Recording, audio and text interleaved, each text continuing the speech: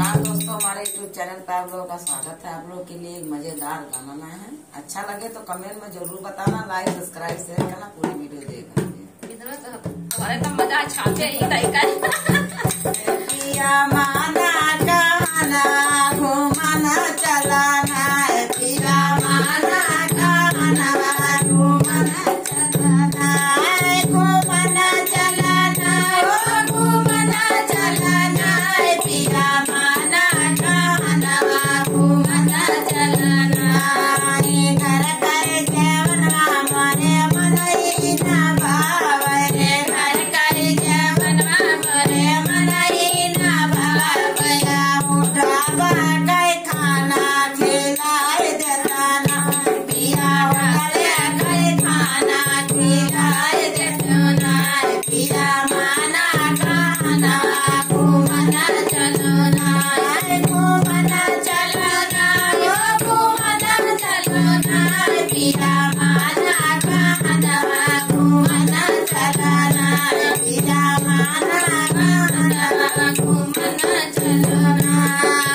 घर कर गेरुआ मरे मनई न भावे, घर कर गेरुआ मरे मनई न भावे, पिया यार कई पानी मंगाई देताना, पिया यार कई पानी मंगाई देताना, पिया माना कहना घूमना चलना, घूमना चलना, घूमना चलना, पिया माना कहना घूमना चलना।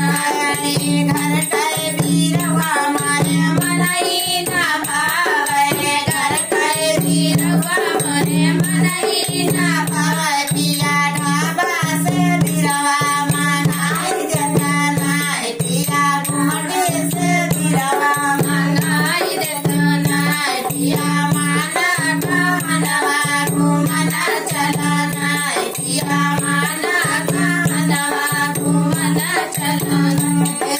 घर कर से जरिया मरे मनई न भावे, घर कर से जरिया मरे मनई न भावे, पिया बम्बई दिल्ली घुमाई देताना, पिया बम्बई दिल्ली घुमाई देताना, पिया माना कहना घूमना चलना, पिया माना कहना घूमना चलना।